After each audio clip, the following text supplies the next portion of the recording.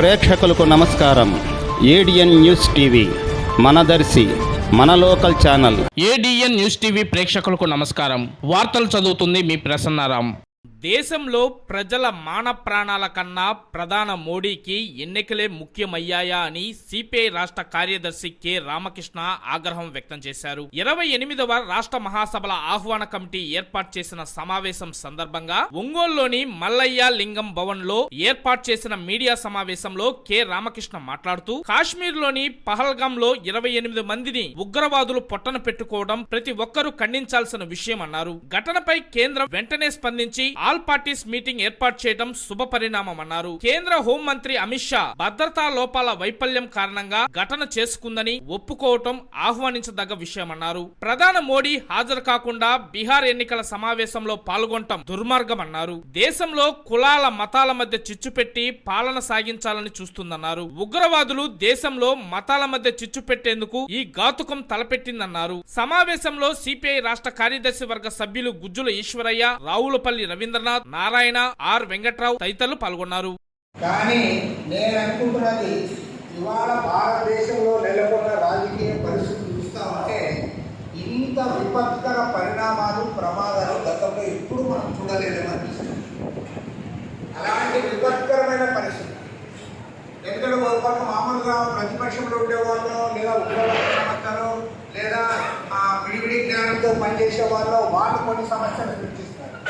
మన దేశంలో ఏమంటే ఉగ్రవాద సమస్యల వైపు పనులు, ఇలాంటి దుశ్చర్యలకు పాల్పడతా ఉన్నాయి. మరోవైపు రాజకీయ పార్టీలు ఎవరికి అజెండా వాళ్ళకు ఉంది. పైగా అధికారంలో ఉన్న పార్టీ కూడా వారు కూడా ఉద్రిక్తతలు క్రియేట్ చేసే పద్ధతుల్లో భారతదేశంలో వ్యవహరిస్తున్నారు.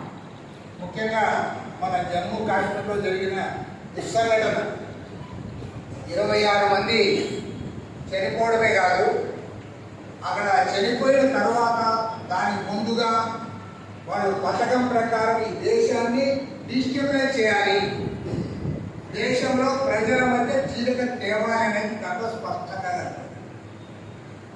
ప్రజల మధ్య కులాల పేరుతో, మతాల పేరుతో చిచ్చు పెట్టాలనేది గతం నుంచి కూడా జరుగుతూ ఉంది. ఇప్పుడు దాని పరాకాష్ఠ లేదు, తీవ్రవాదం అనేది పరాకాష్ఠ లేని ప్రజల మధ్య చీలిక తెచ్చి ఈ భారతదేశానికే ఎక్కడికక్కడ ముక్కలు చేయాలనే శక్తులు ఇవాళ అయిపోతున్నాం. కానీ మనం భయపడాల్సిన పని లేదు. మన జరిగిన ఘటనలో నిజంగా ఆశ్చర్యం. సయ్యద్ హుస్సేన్ అనే ఒక యువకుడు ఆ టూరిస్టును కాపాడడానికి, ఆ టెర్రరిస్ట్ వ్యతిరేకంగా పోరాడమే కాకుండా చివరికి తన ప్రాణాలు కూడా అర్పించాడు.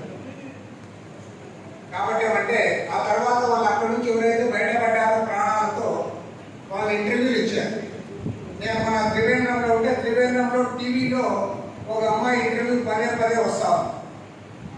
ఎవరు ఈ అమ్మాయిని అదే పరిస్థితుల్లో నాకు మలయాళం రాక మళ్ళీ తర్వాత తెలుస్తుంది ఏమంటే, ఆ అమ్మాయి చెప్తుంది అన్నమాట, మమ్మల్ని టెర్రరిస్టు మా పైన దాడి చేసినప్పుడు మమ్మల్ని కాపాడింది ముస్లిం యువకులు, నాకు వాళ్ళు కూడా అమ్మలే, వాళ్ళిద్దరే లేకపోతే నేను ఇక్కడ